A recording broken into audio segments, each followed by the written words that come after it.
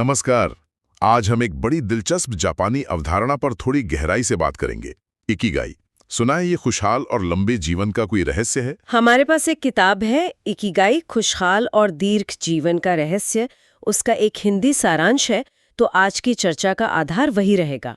तो आज का इरादा क्या है? इकिगाई का जो मूल विचार है ना, उसे समझना। आखिर ये है क्या चीज और अपनी जिंदगी में से कैसे लाया जा सकता है? चलिए देखते हैं जरा। वैसे इसका सीधा मतलब बताया गया है जीने की वजह, पर लगता है ये उतना सीधा है नहीं, है ना? बिल्कुल नहीं। मतलब ये सिर्फ एक शब्द नहीं है, ये तो जीने का एक पूरा नजरिया है। इकिगाई असल में दो जापानी शब्दों से बना है। इकी, जिसका मतलब है जीवन, और गाय यानी कि कह सकते हैं मूल्य या कारण। जीवन का मूल्य या कारण? हाँ। तो संक्षेप में कहें तो ये अपने जीवन का उद्देश्य खोजने जैसा है। उद्देश्य खोजना, ये सुनने में ही कितना बड़ा लगता है। इसे समझने का कोई आसान तरीका है? मैंने सुना है कोई वेन डायग्राम जैसा कुछ होता है। हाँ, बिल्कुल।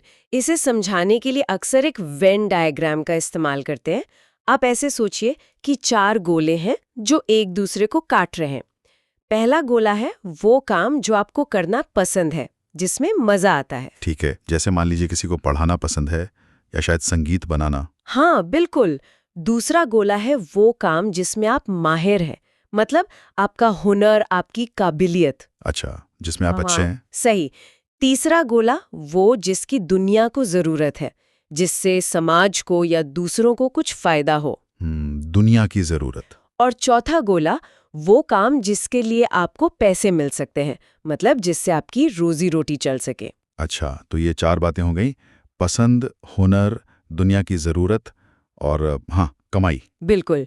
और जहाँ ये चारों गोले, चारों बातें एक दूसरे से मिलती हैं ना, जहाँ वो ओवरलैप करते हैं। हाँ, जहाँ उनका संगम होता है, स्रोत के मुताबिक वही आपकी इकिगाई है।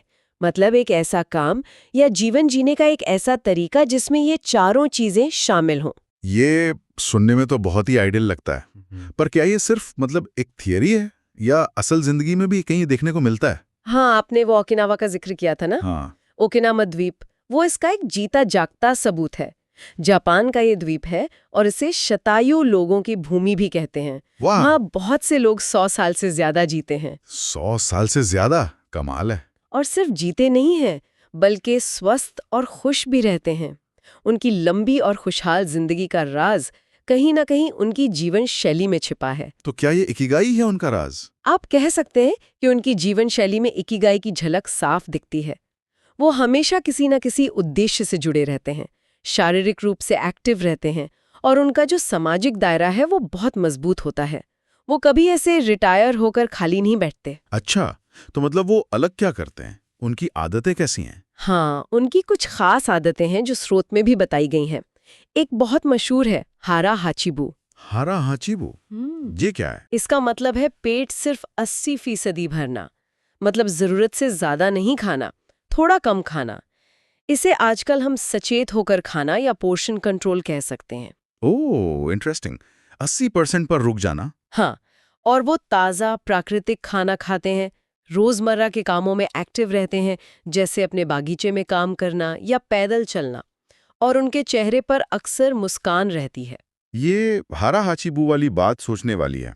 आजकल की भागदौड़ में तो हम शायद ही कभी 80% पर रुकने का सोचते हैं। खैर, स्रोत में कुछ नियम भी बताए गए हैं ना? इकिगाई के नियम, हाँ, ओकिनावा की जीवन शैली से प्रेरणा लेकर इकिगाई के 10 नियम जैसे बनाए गए हैं। पहला नियम है हमेशा सक्रिय रहें, रिटायर होकर बैठ ना जाएं, मतलब जिंदगी भर किसी ना किसी मतलब के काम या एक्टिविटी से जुड़े रहना। रिटायर ना होना, ये तो अलग सोच है। और धीमी गति अपनाने की भी बात थी शायद, उसका क्या मतलब है? हाँ, धीमी गति अपनाएं। इसका ताल्लुक फ्लो की अवस्था पाने से है। फ्लो मतलब? फ्लो यानी तल्लीनता। जब आप किसी काम में इतने खो जाते हैं कि आपको समय का पता ही नहीं चलता, जब हम जल्दबाजी में नहीं होते, रिलैक्स्ड होते हैं, तभी ऐसे गहरे अनुभव हो पाते हैं। और ये अनुभव इकिगाई से जुड़ा हुआ है। फ्लो, जब काम खेल जैसा लगे। समझ गया। और क्या नियम है? पेट 80% भरने वाली बात हारा हाची बू तो हमने की। फिर है अच्छे दोस्त बनाना, सामाजिक संबंधों को गहरा करना। ये बहुत जरूरी माना गया है। ओकिनावा में हमने देखा उनके सामुदायिक बंधन कितने मजबूत हैं। हाँ, ये तो है। अकेलापन वैसे भी सेहत के लिए अच्छा नहीं। बिल्कुल।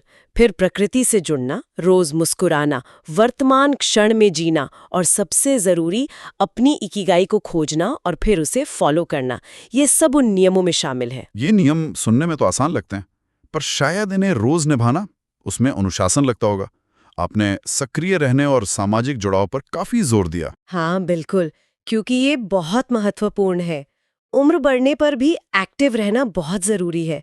जैसा स्रोत बताता है, ओकिनावा के बुजुर्ग अक्सर बागवानी करते हैं या मछली पकड़ते हैं या जो भी उनका पुराना काम या हुनर है उससे जुड़े रहते हैं। इससे फिजिकल और मेंटल हेल्थ दोनों बनी रहती होगी। एग्जैक्टली, तन और मन दोनों स्वस्थ रहते हैं। और सामाजिक जुड़ाव जो है वो उन्हें एक इमोशनल सपोर्ट देता है, खुशी देता है। एक और अहम बात जो स्रोत में कही गई है, इकिगाई खोजने के लिए हमें उन चीजों पर ध्यान देना चाहिए जो वाकई महत्वपूर्ण है, न कि सिर्फ उन पर जो तात्कालिक या अर्जेंट लगती हैं। होता क्या है ना, हम रोज की भागदौड़ में जो सच में जरूरी है उसे भूल जाते हैं। सही कहा। अर्जेंट और इम्पोर्टेंट का फर्क समझना। तो कुल मिलाकर देखें तो इकिगाई सिर्फ कोई पैशन या करियर नहीं है। ये तो जीवन जीने का एक पूरा संतुलित तरीका है, उद्देश्यपूर्ण।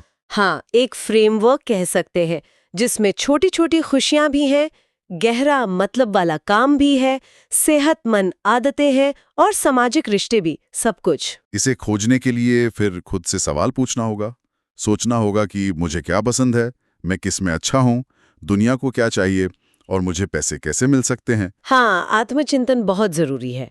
अपने जुनून, अपने हुनर, दुनिया की जरूरतें और कमाई, इनके बीच एक संतुलन खोजना। और ये कोई एक दिन का काम नहीं है, ये तो एक यात्रा है, एक प्रक्रिया है जो चलती रहती है। और इसमें सक्रिय रहना, लोगों से जुड़े रहना और ध्यानपूर्वक जीना, ये सब मदद करते हैं। बिल्कुल। तो आज की इस बातचीत से काफी कुछ साफ हुआ इकिगाई के बारे में। जाते जाते एक सवाल मेरे मन में आ रहा है और शायद सुनने वालों के मन में भी आए।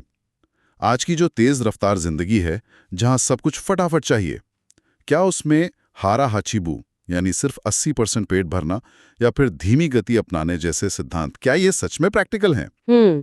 ये एक बड़ा सवाल है। और अगर किसी को लगता है कि हाँ ये मुमकिन है या इसे अपनाना चाहिए, तो इसे अपनी रोजमर्रा की जिंदगी में लाने का पहला सबसे छोटा कदम क्या हो सकता है? इस पर सोचने के लिए छोड़ जाते हैं।